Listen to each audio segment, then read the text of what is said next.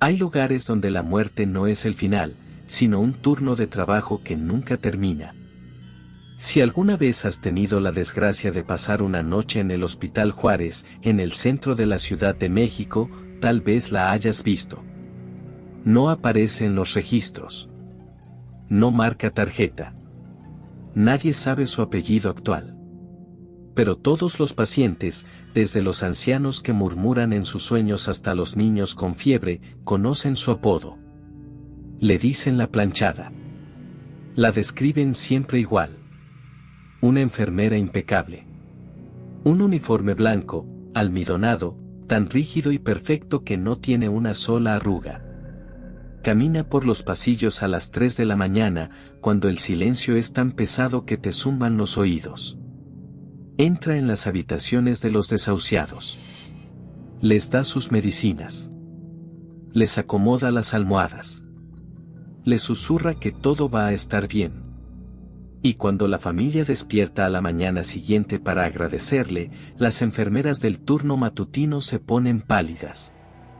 Se miran entre ellas con miedo y te dicen lo que nadie quiere escuchar: aquí no trabaja ninguna enfermera con esa descripción. Anoche nadie entró a este cuarto. ¿Quién es ella? ¿Es un ángel guardián que se negó a irse al cielo? ¿O es algo mucho más oscuro? La gente piensa que es una historia de bondad.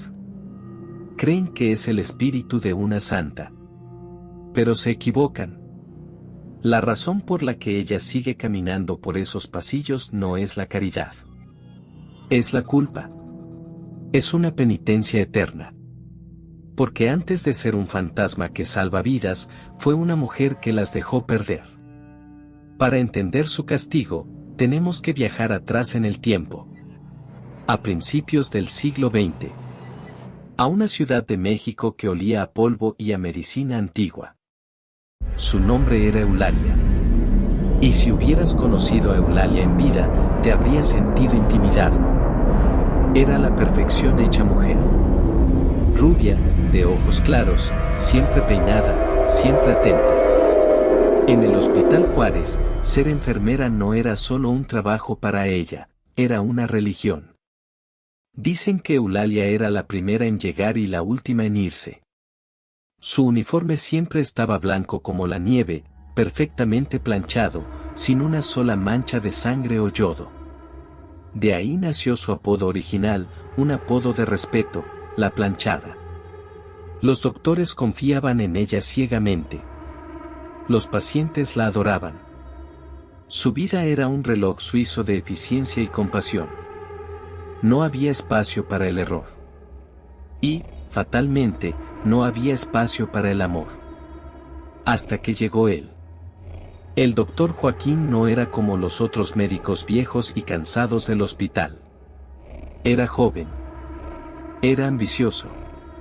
Tenía esa arrogancia encantadora de quien sabe que es guapo y brillante. Llegó al hospital como un huracán, y todas las enfermeras suspiraban cuando él pasaba. Todas, menos Eulalia. Ella se mantenía firme, profesional, distante. Pero Joaquín vio en esa frialdad un reto. Empezó despacio. Una sonrisa en el quirófano. Un roce de manos al pasar el bisturí. Le pedía ayuda con pacientes difíciles solo para tenerla cerca. Le decía que ella era la única que realmente entendía la medicina, la única a su altura. Y Eulalia, la mujer de hielo, la mujer que nunca se equivocaba, cometió el primer error de su vida: le creyó. Se enamoró con la violencia de quien nunca ha amado antes. Bajó la guardia. Dejó que él entrara en su mundo ordenado y lo desordenara todo. Empezaron a verse a escondidas. Él le prometía el cielo y la tierra. Le decía que se casarían, que tendrían una vida juntos lejos de las guardias nocturnas y el olor a éter. Eulalia, por primera vez, dejó de pensar en sus pacientes y empezó a pensar en su futuro. Empezó a soñar. Pero había señales. Pequeñas grietas en la fachada perfecta del doctor. A veces él era distante. A veces coqueteaba con otras frente a ella. Pero Eulalia, cegada por esa devoción absoluta que antes dedicaba a la medicina, lo justificaba todo. Está cansado, pensaba. Es el estrés. No quería ver que para él, ella no era el amor de su vida. Era solo un trofeo más. Era la mujer inalcanzable que él había logrado conquistar. El golpe final no fue un grito, fue un susurro. Un día, Joaquín llegó muy emocionado. Le dijo que tenía que irse a un seminario médico en el norte del país. 15 días.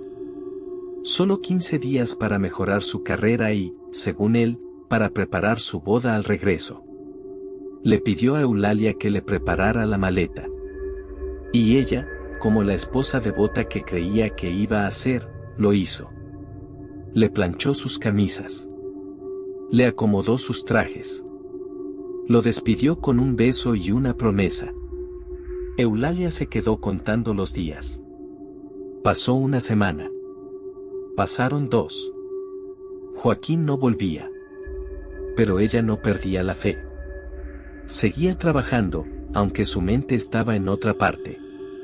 Miraba la puerta del hospital cada vez que se abría, esperando ver su sonrisa. Entonces, un enfermero que había estado en una fiesta reciente se le acercó.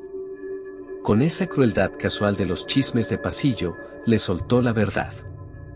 Joaquín no estaba en un seminario. Joaquín había renunciado. Se había ido a otra ciudad. Y no se había ido solo. Se había ido de luna de miel. Se había casado con una mujer rica, una mujer de sociedad, una mujer que no era enfermera. Eulalia sintió como el suelo se abría. No gritó. No lloró frente a todos. Simplemente se quedó quieta, con su uniforme impecable, mientras algo dentro de ella se rompía para siempre. El reloj suizo se detuvo. Lo que siguió fue la transformación de un ángel en un monstruo. Eulalia cayó en una depresión negra y profunda. Pero no dejó de trabajar. Y eso fue lo peor. Seguía yendo al hospital, pero ya no estaba ahí. Se volvió amarga. Odiaba a los hombres. Odiaba a los pacientes. Odiaba el sonido de la respiración de los enfermos. Empezó a cometer errores. Olvidaba las medicinas. Ignoraba los llamados de auxilio. Si un paciente lloraba de dolor, ella le gritaba, «cállese».